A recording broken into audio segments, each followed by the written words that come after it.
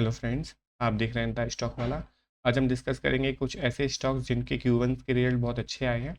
और हम ये भी डिस्कस करेंगे कि कल मैंने जो ब्रेकआउट स्टॉक बताए थे उनका आज परफॉर्मेंस कैसा रहा। और जो जिनके Q1 के रिजल्ट अच्छे आए हैं उनके टेक्निकल चार्ट भी हम देखेंगे और उनके फंडामेंटल्स भी देखेंगे और आगे की प्रिडिक्शन करेंगे कि इनका आगे का मूवमेंट कैसा हो सकता है। तो पूरे वीडियो को देखते रहना है। अगर आप चैनल पे नए हैं तो चैनल को सब्सक्राइब करें। इसी तरीके के मैं वीडियो लाता रहता हूँ डेली बेसिस पे। और चलिए शुरू करते हैं। पहला जो स्टॉक है, पहले हम लोग डिस्कस कर लेते हैं कि मैंने जो आपको बताए थे स्टॉक उनकी परफॉर्मेंस कैसी रही। कल मैंने आपको 5 स्टॉक बताए थे। इन्फोवीन जो कि 10% अप रहा। दूसरा स्टॉक था ब्लैक बक, वो 0.94% अप रहा। तीसरा जो स्टॉक था वो था राधिका ज्वेलर्स, वो 1.82% अप रहा। और एंजल वन -1.02% अप रहा। और कल्याण ज्वेलर्स -0.68% डाउन रहा। एंजल वन भी डाउन रहा 1.2%।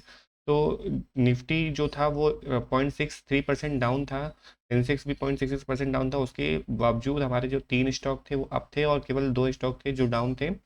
और इनकी परफॉर्मेंस हम लोग वीकेंड पे डिस्कस करेंगे, क्योंकि ये स्टॉक ऑफ द वीक थे। 21 को भी मैंने दिए थे, 22 को भी दिए थे, 23 को भी दिए थे। तो ये सारे स्टॉक्स की परफॉर्मेंस हम वीकेंड पे जज करेंगे फाइनली।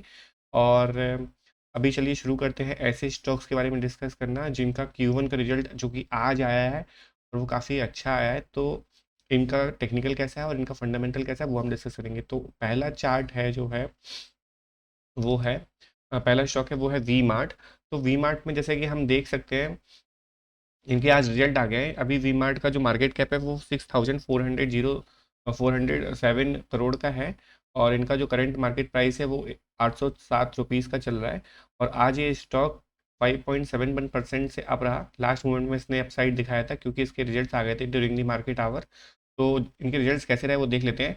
तो इनके जो रिजल्ट्स है उसमें सेल्स इनकी जो हुई है वो 885 करोड़ की हुई है, जो कि पिछले क्वार्टर से कंपैरेटिवली ज़्यादा है। पिछले क्वार्टर में 786 करोड़ की सेल्स हुई थी। और अगर हम इसको देखें तो इनकी सेल्स में Q&Q बेसिस पे 12.61% का अपसाइड देखने को मिला है। और इनका जो मार्जिन है, मार्जिन में काफ़ी एक्सपेंशन हुआ है। इनका मार्जिन लास्ट क्वार्टर में 9% थे जो कि बढ़ के 14% हो गए हैं। और इनका जो नेट प्रॉफिट है वो 19 करोड़ से 34 करोड़ हो गया है। अगर क्वार्टरली बेसिस पे देखें तो 12 करोड़ से बढ़ के 34 करोड़ हो गया है। लगभग इनका जो हुआ है ये प्रॉफिट 3 गुना हो गया है।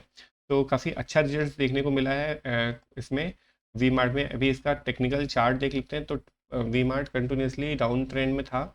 लास्ट सितंबर से इसने 1127 का हाई बनाया था और अभी कल तक ये 750 के ऊपर ट्रेड कर रहा था। बट आज इसके रिजल्ट अच्छे आए हैं तो इसमें एक वॉल्यूम देखने को एक ब्रेकआउट देखने को मिला है। इसका जो प्राइस था वो ऑल मूविंग एवरेज के ऊपर था। बट क्योंकि यहाँ पे सारे मूविंग एवरेज थे इसलिए इसका में एक प्रेशर, सेलिंग प्रेशर देखने को मिला है। बट चूंकि इसके रिजल्ट अच्छे आए हैं इसको वॉच लिस्ट में लगाया जा सकता है और उसमें फर्दर मूवमेंट ट्रैक किए जा सकते हैं। अगर ये दिस 838 के लेवल को क्रॉस करता है तो इसमें फर्दर अपसाइड देखने को मिल सकते हैं। पहला रेजिस्टेंस इसका 941 का रहेगा। और ये 941 के रेजिस्टेंस को ब्रेक करता है तो हमें फिर इसमें 1114 का रेजिस्टेंस है। 1114 का रेजिस्टेंस भी अगर इसमें क्रॉस करता है तो इसमें हमें न्यू हाई देखने को मिल सकते हैं। अगला जो स्टॉक है वो है संभव स्टील पाइप एंड ट्यूब। तो संभव स्टील पाइप एंड ट्यूब जो स्टॉक है वो अभी रिसेंटली लिस्टेड कंपनी का है। अभी इसका जो आईपीओ आया था 2 जुलाई को ये लिस्ट हुई थी एंड कंटिन्यूसली अप ट्रेंड में है। इसका जो रिजल्ट्स है वो हम डिस्कस कर लेते हैं। इनका जो रिजल्ट आया वो इनकी जो सेल्स हुई है, ये सारे मिलियंस में फिगर है। 5594 मिलियन की सेल हुई है जो कि पिछले क्वार्टर में 33.13 मिलियन की हुई थी ईयर ऑन ईयर बेसिस पे, मतलब last year. And March quarter में ये 49.81% की हुई थी। तो रेवेन्यू में इनका ग्रोथ हुआ है। और इनका जो नेट प्रॉफिट है वो भी हम डिस्कस कर लेते हैं। इनका जो नेट प्रॉफिट है, profit for the period this, तो वो बढ़ के 333 मिलियन हो गया है 247 से बढ़ के ईयर ऑन ईयर बेसिस पे। और क्वार्टरली बेसिस पे 164 मिलियन से 334 मिलियन हो गया है। तो लगभग लगभग डबल का इसमें प्रॉफिट ग्रोथ हुआ है। तो इसके रिजल्ट अच्छे आए हैं। और ये स्टॉक जो है वो कंटिन्यूसली अपसाइड पे है। आईपीओ बेस्ड ब्रेकआउट हुआ था और तब से ये अपसाइड है। इसका जो रेजिस्टेंस है वो इसके आईपीओ प्राइस ही है। अगर इसके ऊपर रहता है तो कंटिन्यूसली अपसाइड मूवमेंट दिखा सकता है। इसके रिजल्ट्स बाद में आए हैं हम आफ्टर मार्केट आवर, तो इनका रिएक्शन कल देखने को मिलेगा। तो कल इस रिजल्ट्स के बेसिस पे इसका मूवमेंट कैसा होता है वो देखने के लिए आप इसको वॉच लिस्ट पे लगा सकते हैं। नई कंपनी है, अभी इसके ज़्यादा रिजल्ट्स नहीं आए, तो इसको आप वॉच लिस्ट पे लगा सकते हैं। अगला जो स्टॉक है वो है कैनरा बैंक। कैनरा बैंक का मार्केट कैप जो है वो 1 करोड़ 1 लाख 2,961 करोड़ का है। और इसका जो पी है 5.67 का है। इस सारे जो PSU बैंक है उनका पी इसी रेंज में होता है। इसकी जो बिग बुक वैल्यू है वो 116 की है और अभी ये 114 पे ट्रेड कर रहा है। और इसने भी 5.3% का अपसाइड दिखाया, क्योंकि इसके रिजल्ट्स भी मार्केट आवर में आ गए थे और काफ़ी अच्छे रिजल्ट्स आए थे। चलिए देख लेते हैं। तो इनका जो रेवेन्यू है वो 31 करोड़ 523 का हुआ है, और 31,523 करोड़ का हुआ है, sorry sorry. And last quarter से लगभग सेम है, but year on year basis पे एक अच्छी ग्रोथ देखने को मिली है।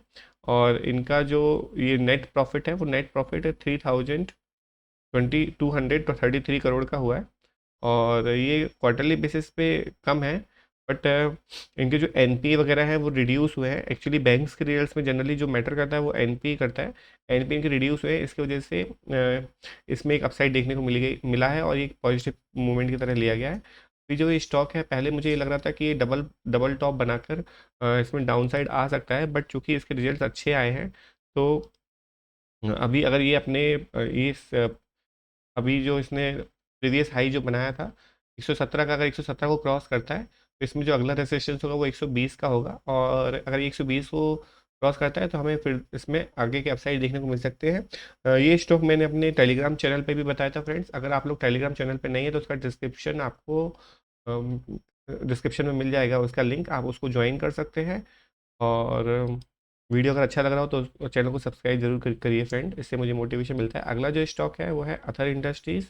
अथर इंडस्ट्रीज़ का जो मार्केट कैप है वो 10,715 करोड़ का है, और अभी ये 808 के प्राइस पे ट्रेड कर रहा है। बुक वैल्यू इसकी 168 की है, और स्टॉक का पी 62.8 का है। ये स्टॉक कंटिन्यूसली जब से ये लिस्ट हुआ है लास्ट 2022 से, तब से एक रेंज बाउंड में ही ट्रेड कर रहा है, बट इसके रिजल्ट अच्छे आए हैं। तो अब इसका देखना काफ़ी इंपॉर्टेंट होगा कि कैसा रहता है। इसका क्वार्टरली बेसिस पे तो परफॉर्मेंस म्यूटेड रहा है। जो नेट प्रॉफिट रहा है 43 करोड़ से 40 करोड़ का हो गया है, but year on year basis पे 30 करोड़ से 40 करोड़ का हो गया है। लगभग 33% का अपसाइड देखने को मिला है। और रेवेन्यू भी 180 करोड़ से बढ़ के 214 करोड़ हो गया है। इसमें भी काफ़ी अच्छा अपसाइड देखने को मिला है। तो और इनके मार्जिन भी इम्प्रूव है, 32% के मार्जिन आए हैं इनके, जो कि लास्ट टाइम 2023 में देखे गए थे। तो कंपनी कंटिन्यूसली अपना रिजल्ट दे रही है।